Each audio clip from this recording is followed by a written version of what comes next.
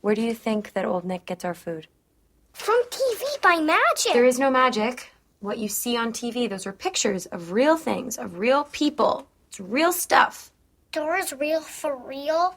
No, that's a drawing. Dora is a drawing. The other people that have faces like us, those are pictures of real things. And all the other stuff you see on there, that's real too. That's real oceans, real trees, real cats, dogs. No way!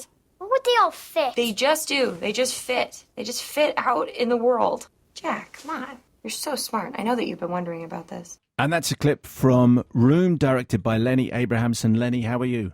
I'm very well, thanks, Simon. Good afternoon. Thanks very much indeed for joining us on the programme. And Mark's talked about you incessantly, so it's very nice to finally get you on the show. Nice to be here. Many people will know the story of Room because of the extraordinary success of the Emma Donoghue novel. For those who don't, just tell us the story of what happens in your film. So it's a film about a mother and son. It's told from the point of view of the little boy who's 5 years old and has grown up and never known anything other than this single room where he lives with his mother. And I think we gradually learn over the course of the first section of the film what the situation is, and that's that the mother's been kidnapped and held there. And a couple of years into the kidnapping, she's had this child, and he becomes the focus of her efforts, keep him safe, and eventually to start to think about how they might get out of there. And it's a grim premise, but it's not a film about captivity. It's not a film about the crime. It's a film about the relationship, and I suppose about the capacities of children to thrive in even pretty dark and unusual circumstances. Which presumably accounts for the success of the story when it was originally told by Emma Donoghue, because it's a love story. Really. Exactly. Whereas most people will think that it is a captivity story, that it is going to be, and you're inviting people to go and see a grim movie. How do you get over the message that that's not what you're trying to do here? Well, I mean, conversations like this, I suppose, and also very deliberate decision in the marketing of the film to be pretty clear about where it ends up. In other words, we're not marketing it as some kind of thriller where we hold back the, do they or don't they survive? That's not the point of the film. The film is really, as you say, it's a love story. It's a story of escape, but it's one, I think, which illuminates really universal aspects of what it is to grow up, of the kind of parent-child bond. And it's ultimately a pretty hard-won but life-affirming story.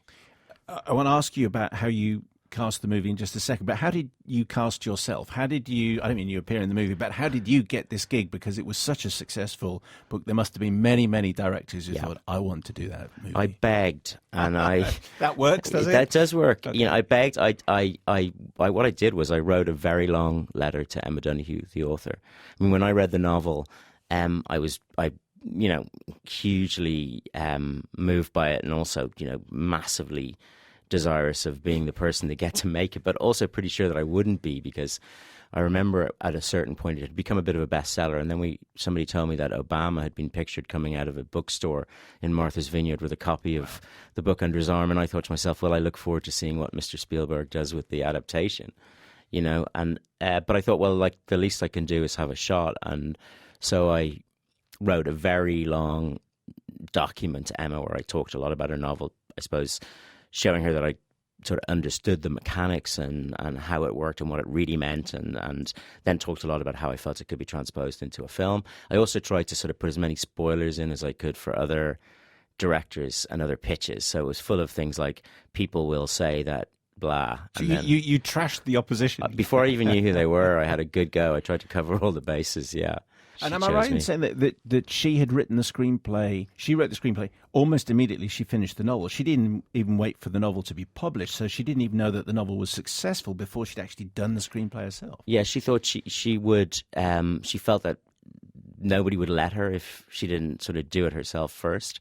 And so when I met her eventually, she showed me the screenplay and said, do you think we can work with this? And it was a very good draft, and it proved to be the basis of pretty much a year and a half's work that we did together in developing it. But yeah, it was, and the common wisdom in the industry is, you should never let the author adapt their own novel, because the assumption is they're going to be very precious about it and won't want to change anything. And Emma's not like that at all. It was a very collaborative relationship, and it never felt like she was the one defending the novel and I was trying to sort of rip it out of her hands to make the film. So the story is, as you mentioned, it's essentially the story of two people. It's Ma. I think we kind of still think of her as Ma, even though we discover her name later, played by Brie Larson. And then this extraordinary boy. You can't find a 5, 6, 7-year-old to carry a movie. Then this movie doesn't get made. And I've spoken to many directors, whatever them eat, like Pan. We were talking about Pan, to Hugh Jackman. Yeah. Obviously, you need to have a great kid to play Pan. Yeah. This is a whole different. This is a whole order of magnitude. So how did you find your Jack? We did what you do, which is we did a huge big casting trawl across the US and Canada, and saw hundreds of boys, and became really clear that nobody of 5 was going to be able to play 5. I mean, 5-year-olds are great at being 5, but they're not good at pretending to be. So it really limits the number of kids even who remotely are going to be able to do this. They have to be a little bit older, but they have to look younger, and they also have to be hugely talented. And that's a very hard brief when you're looking for unknowns. So a huge trawl was done, and then this kid popped out of Vancouver in Canada, Jake. And on the first video audition that I saw, you could see something there, and then I sent notes. What did you see? Well, just a capacity to hold the camera. He was still in that first version. I wasn't absolutely sure because there was a little bit of the coached about his performance. It was it had that sort of overbright quality that people push kids towards, and you see in kids' performances. But there was something about him, and certainly a capacity to hold the scene and to a concentration, because a lot of the kids couldn't sit still, or you just look and in 10 seconds you knew there was no chance. So I went and I met Jake along with a couple of other kids, and I discovered very quickly with him that I just was able to take away that sweetness and discover this really lovely, very down-to-earth boy who happens to be immensely talented. And I always say that, there must have been a time before Tiger Woods held a golf club, and when he was given it, I'm sure he wouldn't have instinctively known how to hold it, but as soon as he's shown, and as soon as he starts to kind of get the feel for the movements, and it's the same with Jake. You could see him through the process of making the film get a firmer grip on these kinds of levers that operate this amazing actorly engine that he has. Are you absolutely sure that Brie Larson isn't his actual mother? Because in the movie, not only do they look extraordinarily similar, but you really believe that they are mother and son, and it's mother and son throughout the movie, whether it's in room and then in the scenes afterwards when it is them.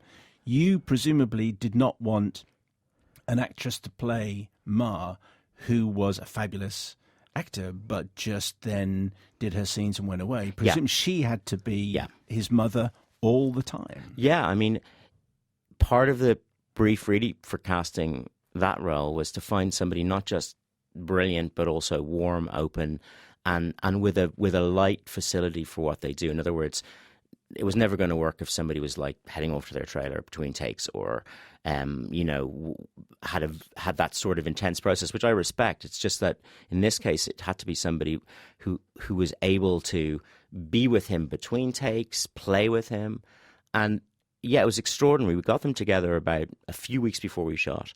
And that gave us enough time, gave them enough time to sort of hang out together in a very unstructured way, and they really bonded, and they're really close. And I think that aspect of the film is pretty remarkable. I mean, the sense of an intense relationship between them is utterly essential for the story to work, but it's also a pretty hard thing to make happen. How do you direct a 7-year-old? Is it essentially the same skills that you would use on anybody, or did you actually have to think about it and start again? Every possible way, depending on what mood he was in, depending on the kind of scene we were shooting. It ranged from, sometimes almost puppeteering, where you're just, directing tiny movements and looks because you know how they're going to work when they're cut, or you know, it's like teaching a kid to ride a bike. Suddenly they'll just cycle off having wobbled. And with Jake, there were scenes where I could really talk to him like an adult actor, talk about what was going on, talk about the moments in the scene where his emotions were changing, and he'd be able to just run with that.